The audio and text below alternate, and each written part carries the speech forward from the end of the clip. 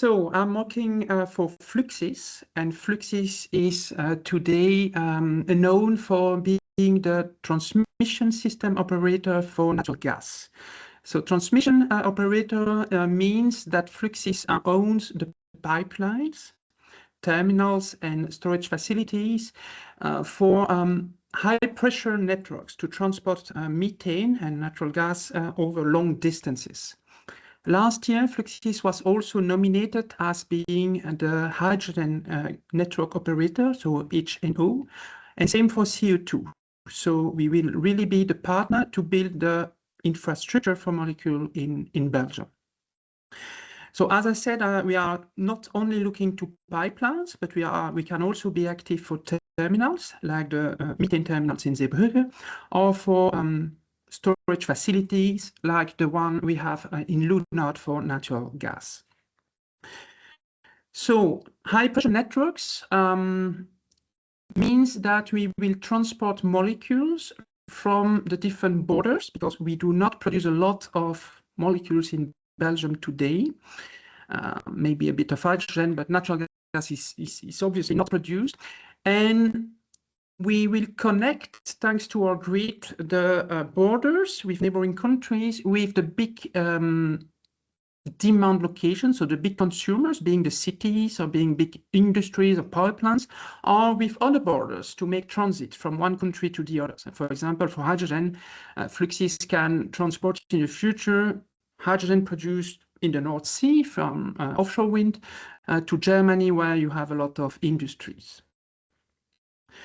Concretely today, we do not have any infrastructure yet for the new molecules, but the recently built pipelines for methane were already built for being H2 or CO2 compliant. So the last pipeline we've built between Zeebrugge and the central region in Brussels, we built a second pipeline, and this one is already H2 ready.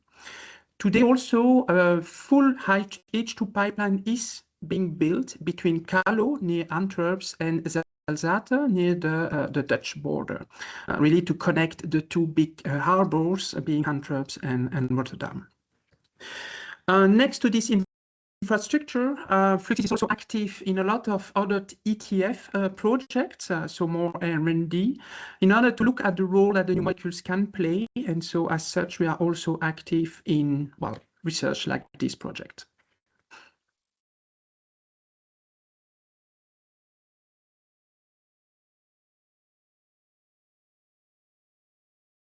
So the role for hydrogen, in my eyes, hydrogen can fulfill two different roles in Belgium or everywhere where we are talking about energy transition. The first role that I can see for hydrogen is being a molecule used as a feedstock or for heating, so as energy, a green feedstock or energy carriers for industry, for hard to abate sector like cement, lime, or steel industry.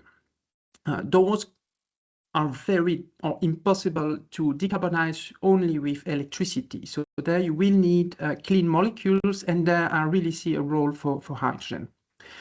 A second one is maybe less known, but I really see a role for hydrogen as a help provider for flexibility for the energy system as a whole. So not for hydrogen per se, but really to help with the intermittency of renewable. So I see it as an energy carrier that can be stored for long duration, that cannot be done with batteries, for example, and I see it really linked with offshore energy.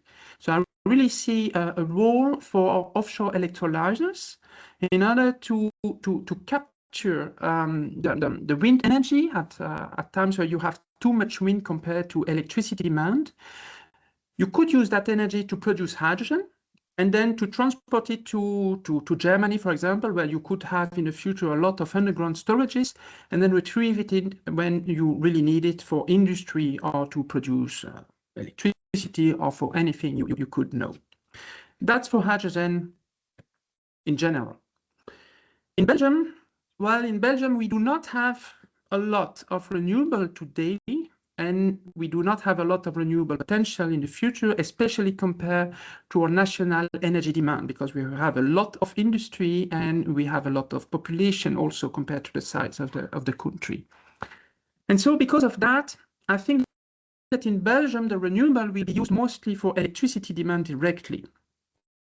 And that's why I think that for hydrogen in Belgium, maybe it will not be green or not produced locally. You may have to import it from the offshore zones or from France, where they have a lot of nuclear, or you could produce it not from renewable, but maybe with other colors of hydrogen, blue from methane with carbon capture, or pink from nuclear energy. Those would be possible options for Belgium. And because we may import hydrogen between the North Sea and Germany, well, we may have a role for transit, like we have today for methane. But I really think that that role, if it happens, will be with a lower magnitude compared to the flows we see today for natural gas.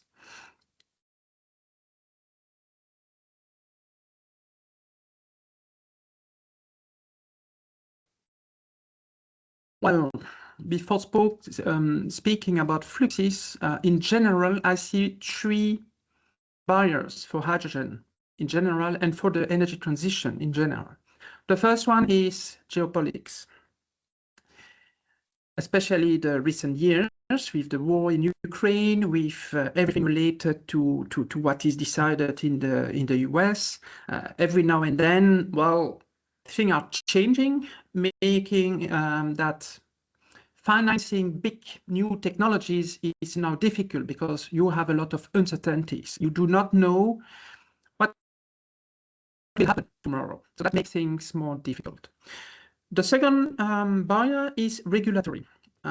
We see now that the rules that will be implemented in the future for new carriers or for the energy transition, they may not be that clear, and they will evolve. And there is no clarity on the long term on how this will be done. We lack a vision, in my eyes, or a stable vision that lasts for more than 5 years.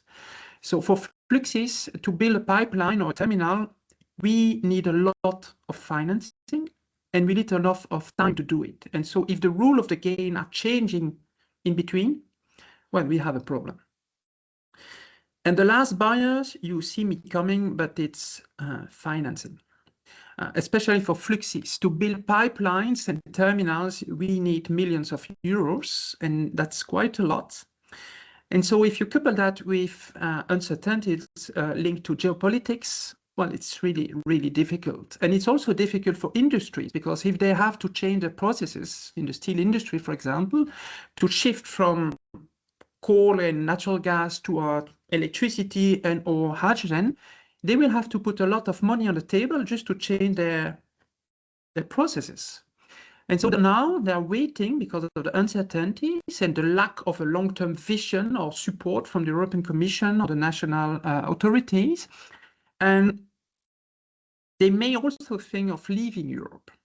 And so that is, in my eyes, the biggest difficulty that we have now, is to achieve the energy transition while keeping attractive for the industry and encouraging them to still change the processes to become more clean. And that is really difficult. Without any commitment from the industries, which could be our first big consumers for hydrogen network, well, without those commitments or contracts to use our pipeline over 10 or 15, 20 years, it will be very difficult for us to finance the grid that is needed to do that without any de-risking coming from the authorities. So that's the biggest difficulties that we are facing now.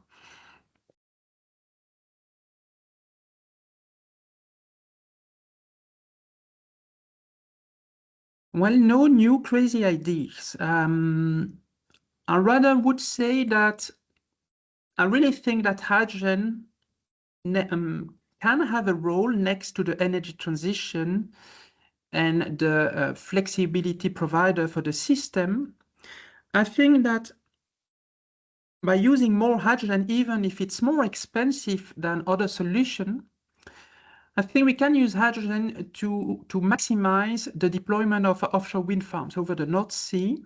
And by this, we could reduce the dependency of Europe on external imports for energy carriers like methane, for example, or in the future, ammonia or methanol. And I think that hydrogen could really be a key element for Europe to regain a bit of its sovereignty over energy.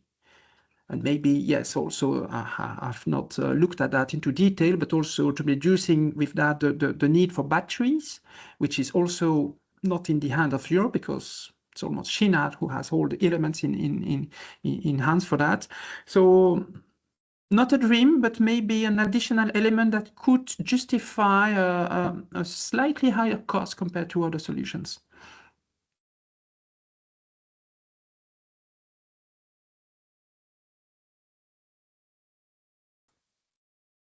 Well, first, being a modeler, I'm always happy to hear new ideas, whatever those ideas may be, because it may trigger in my head, in my brains, other new ideas, connecting all them together. So that's the first thing. I'm happy to hear just what will pop up. Next, I would advise of having a pragmatic approach in having new ideas for the participants, and maybe to try to connect with the real world in order to have some examples on how those ideas may actually be used, be beneficial for industry or for policymakers. If there's no need or no example how it could be used in the reality, then, well, they will just stay an idea and that's all.